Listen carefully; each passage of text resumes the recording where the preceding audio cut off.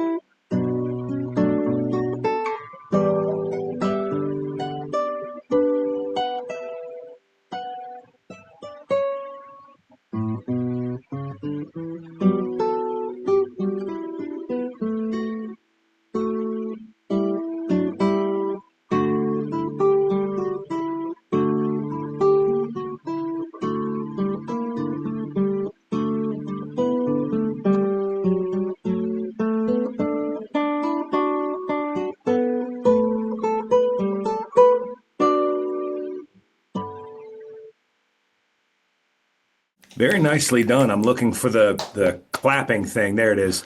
Got it. Bravo. Sorry. I'm old and slow. That was good. Very good rhythm all around. You got a solid core sound to what you're playing. I have a couple of things that I'd like to work with you on, but if there's something that you specifically feel that you haven't been able to do yet, or that you maybe feel like you've been struggling with, is there something that comes to mind? The only thing I'd say about that is that some of the sections are quite similar, and so they Mhm. get quite confused in my head of which one's coming next. I could tell there was a little bit of, do I turn left or right in Mm, there? And I think with some of the things that we'll discuss today, it might give a greater sense of identity to each section yeah. without having to do a lot of cosmetic work to a piece. You know, it's not so much like, oh, well, let's just change our tone here, but thinking about what it is that you want to communicate in the piece, and you got a great sense of style with it. So to me, it's like, well, how can I sprinkle Miracle Grow over all of that? Like, how can I get more of all the good stuff? And then see along the way if there's anything that I don't want to hear or do in the piece, right? So the first thing that comes to mind would be the dynamic contrast between some of the parts in within the phrase and within that first section. So the score that I'm looking at, you've got a nice forte in the beginning Yeah. for the first two bars. but then mezzo forte down for the next two bars. And funny enough, even though they both have F in them, I think of mezzo forte and forte as being, I mean, not as dramatic as for like fortissimo and pianissimo. I mean, those are your extremes, right? But Mm-hmm. even within that dynamic spectrum, forte and mezzo forte sound pretty different and they feel different. You know, forte is like really out in front.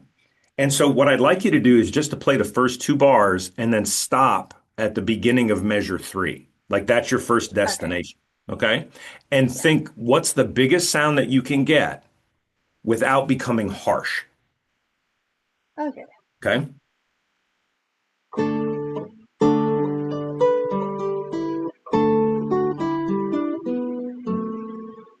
So now what happens here with the mezzo forte? Is this a continuation of what you just played? Is it a response to what you just played? What is this doing now? I think of it more as a response. So I wonder then if we can make it sound like when you and I are talking, our voices are very different. Yeah. And I wonder if we can do that. And I don't mean just like, I don't want to just change my tone, right? So if we've got that, right? Yeah. It almost like the mezzo forte wants to start there just a little bit. And then we have this, right? Mm-hmm. So I really want to have a more stark contrast.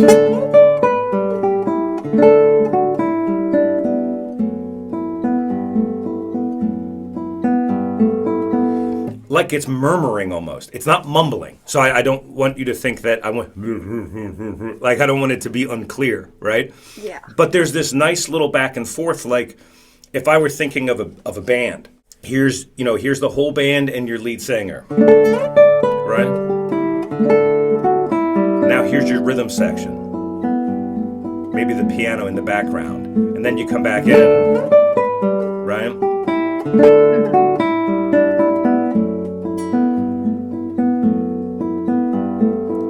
Now we get real soft, right?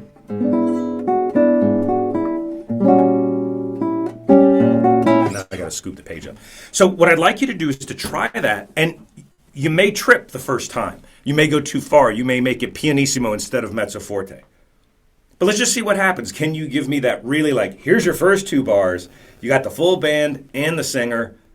And then bars 3 and 4, singer sits out and the band's just kind of sitting back waiting for the singer to come back in. Let's see what that sounds like.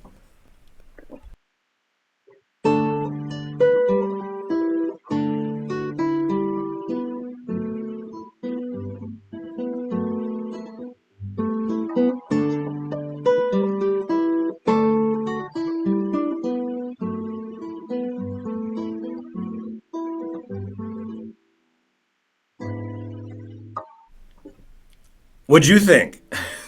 I definitely like pulled it back a bit more there. How did that feel to you? Did you enjoy it? Was it like, ooh, that works? Or, nah, it's just different?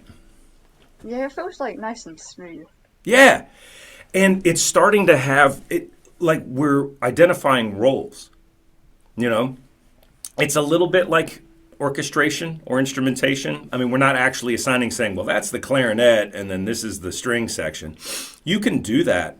Some people do that really naturally. Others, it's kind of foreign to them to do it that way. So I try not to dive into those kinds of timbral specifics or color specifics right out of the gate. But I'm thinking, well, what do I want this to sound like? Sometimes I don't know. I'm playing the notes and I got the rhythm, but I might not be 100% sure of how I want this to sound.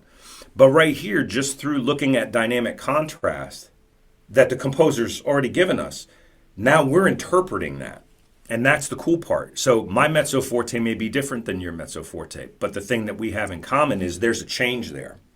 Mm-hmm. And it's how you feel about that piece versus how I feel about that piece that makes, well, I like, this person's interpretation a little bit better because it connects with me. Well, I like her interpretation better because it connects with me. But now you're doing it. And when you got to that, was it mezzo piano right there at the end when you stopped?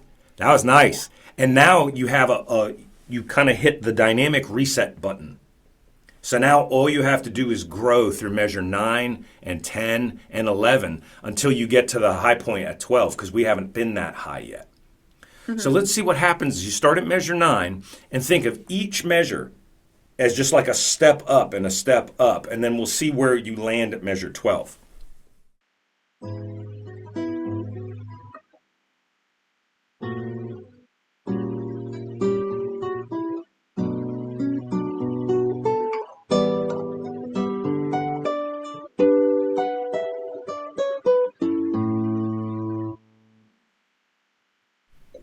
Good, you're doing great. You could keep going if you wanted to. It's like, why'd you stop? It sounded so good. Now, I like the way that forte was really nice and bright and open. Forte, I think about, I don't think about volume necessarily when I think about dynamics. I think about intensity. So forte doesn't necessarily equal like 70 decibels. Or 30 decibels, right? There's a certain intensity to it. And I think of fortissimo almost like when you hear a brass section and it's starting to blare and you can hear the notes starting to like break up a little bit, like it's really flaring, like that's the loudest that you can get. You know, that's just like the guitar is starting to fight you, you're hearing a little bit of buzz. And when you're playing, you know, super loud and you need that kind of intensity, a little bit of buzz is actually a good thing. Right? Good buzz, not bad buzz. But here, I like the forte that you had. What I'd like to do with you for a second is, how good are you with harmony? I probably only know a little bit. That's fine. If at any point I ask you a question,